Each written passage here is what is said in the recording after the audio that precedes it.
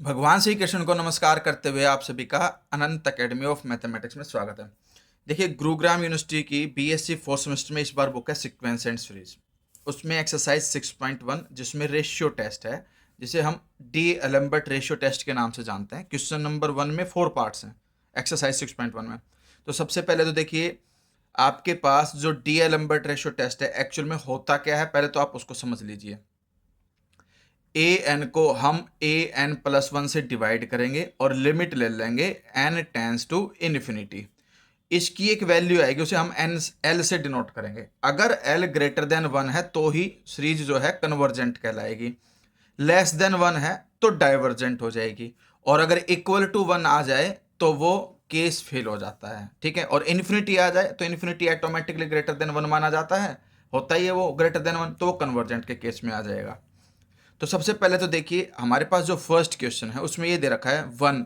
One को मैं 1/1 factorial भी लिख सकता हूँ, फिर 1/2 factorial plus 1/3 factorial plus 1/4 factorial. तो इसको हम सीरीज की फॉर्म में लिखें तो वन के अपन देखो 1 फैक्टोरियल 2 फैक्टोरियल 3 फैक्टोरियल 4 फैक्टोरियल, तो 1/n फैक्टोरियल लिख सकता हूँ क्योंकि इसकी nth टर्म यही बनेगी। अब यहाँ पर जो ये वैल्यू है ये कहलाएगा आपका ए एन, तो ए एन आ गया 1/n फैक्टोरियल। अब हम निकालेंगे ए एन प्लस वन, यानी कि एन प्लस वन टर्म। जहां एन है उस एन के जगह पे एन प्लस वन रिप्लेस कर देंगे, तो एन प्लस वन फैक्टोरियल। फिर इस एन प्लस वन फैक्टोरियल को एक्सपेंड करेंगे n plus one into n factorial में, तो ये ए एन प्लस वन आ गया। अब ए एन को डिवाइड करेंगे ए एन प्लस वन से, ये तो हो गई ए एन की वैल्यू। इसके डिवाइड में आ गई ए एन प्लस वन की वैल्यू, यानी कि इसको डिवाइड कर दोगे इससे। ठीक है, अब ये एज इट इज इसका रेसिप्रोकल हो जाएगा, तो ये वैल्यू चली जाएगी न्यूमरेटर में, एन फैक्टोरियल से एन फैक्टोरियल कैंसिल हो गया।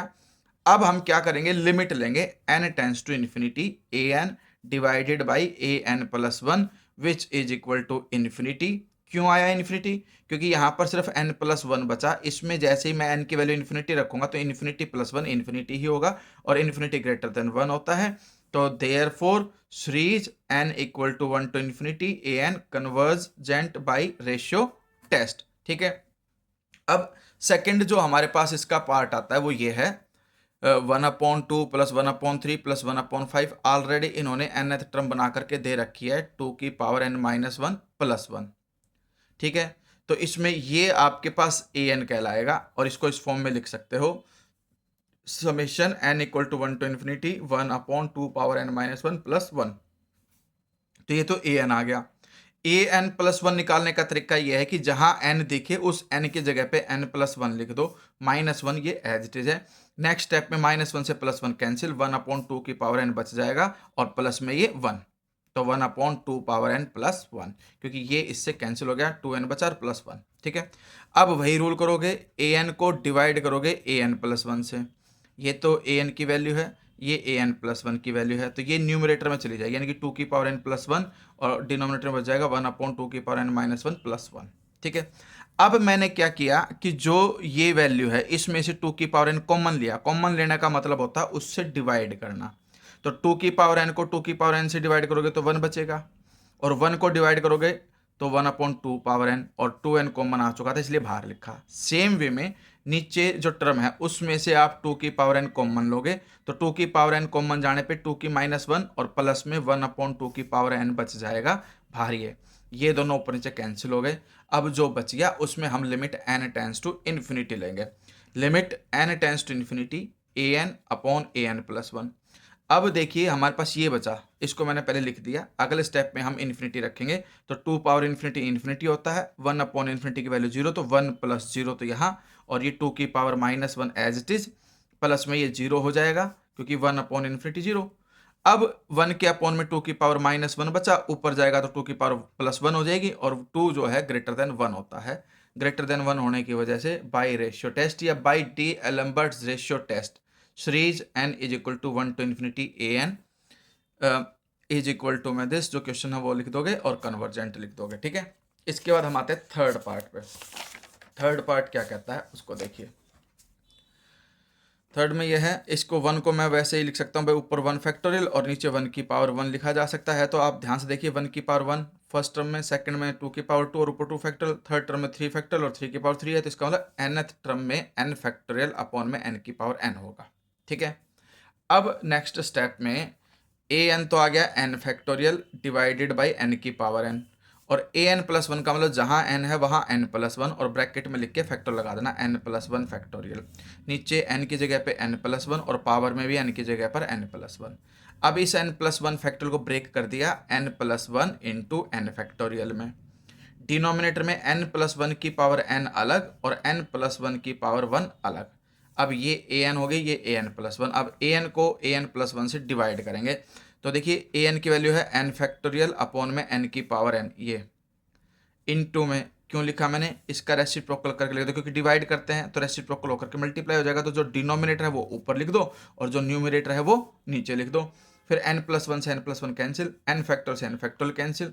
अब ये बच गया n प्लस वन की पावर n और अपॉन में n की पावर n बच गया। अब इसको मैं n plus one upon n whole power n लिख सकता हूँ। इस n बाई n करके तो ये 1 आ जाएगा और 1 बाई n करके 1 बाई n और होल पावर n। अब जैसे ही मैं इसमें limit n tends to infinity लूंगा तो ये जो कंडीशन है ध्यान रखना, ये किसके इक्वल होता है, ये e के इक्वल होता है। 1 plus one upon n power n is equal to e। ठीक है, तो अब यहाँ पर e जो है, e की जो वैल्यू होती है वो 2 से ग्रेटर देन होती है और लेस देन 3 होती है, यानी 2 और 3 के बीच में e की वैल्यू होती है। तो इसका मतलब 2 जो है वो ग्रेटर देन 1 होता ही है। अब 2 ग्रेटर देन 1 है, e 2 से भी ग्रेटर देन, तो e ग्रेटर देन 1 आ गया, तो इस वजह से e ग्रेटर देन 1 आ गया। तो हमारे पास जो सीरीज है वो कन्वर्जेंट हो जाएगी बाई रेशियो टेस्ट से, क्योंकि जो लिमिट आई e वो ग्रेटर देन 1 है। अब हमारे पास बचता है fourth part.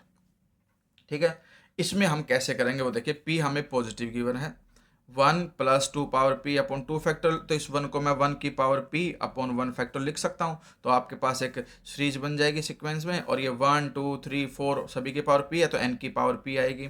1 factorial 2 factorial 3 factorial 4 factorial, तो n फैक्टोरियल लिखा जाएगा नीचे। अब ये होने के बाद अब हम क्या करेंगे, पहले तो हमने an निकालना है। सीरीज की फॉर्म में लिखने के बाद जो ये वैल्यू है ये an कहलाएगी। अब an प्लस वन का मतलब जहाँ n है वहाँ n प्लस वन लिखेंगे, तो an plus one is equal to n plus one power p, denominator में n प्लस वन फैक्टोरियल।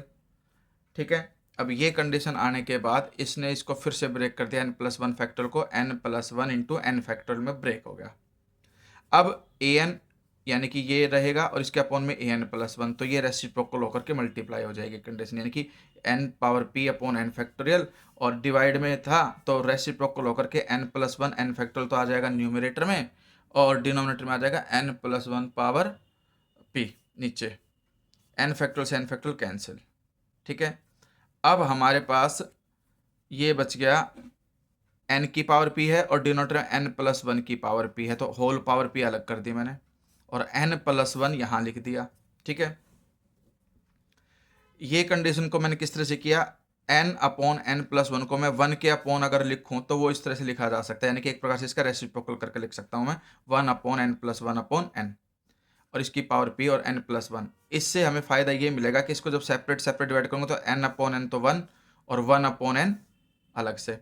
अब जैसे ही मैं इसमें लिमिट इन्फिनिटी लूँगा, लिमिट इन्फिनिटी लेते ही ये तो 1 अपॉन इन्फिनिटी 0, 1 अपॉन 1 प्लस 0 1 बचा, 1 की पावर p, और p एक पॉजिटिव टर्म है क्योंकि ग्रेटर देन 0 है, तो 1 की पावर पॉजिटिव पावर है तो वो 1 ही रहेगा। और इनटू में इन्फिनिटी, क्योंकि n की वैल्यू इन्फिनिटी रखेंगे, लिमिट रखेंगे, जब इन्फिनिटी आ जाएगी इन्फिनिटी इंटू 1 इन्फिनिटी ही होगा, और इन्फिनिटी जो है वो ग्रेटर देन 1 होता है। इस तरह से हमारे पास जो लिमिट आई वो इन्फिनिटी आई और वो ग्रेटर देन 1 है, तो कन्वर्जेंट हो जाएगी रेशियो टेस्ट से। इस तरह से ये 4 क्वेश्चन थे, क्वेश्चन नंबर 1 के 4 सब पार्ट हैं जो रेशियो टेस्ट पे रिलेटेड हैं। तो नेक्स्ट जो पार्ट की वीडियो बनेगी उसमें अलग तरह से हम सीरीज का यूज करेंगे। ठीक है, तो पहले आप इसको समझे और कमेंट में जो भी फीडबैक आपका आता है उसको ज़रूर दीजिए, सही गलत जो भी है और क्या मैं इम्प्रूवमेंट कर सकता हूँ वो भी आप बताइए। चैनल को शेयर सब्सक्राइब करना ना भूलें। धन्यवाद।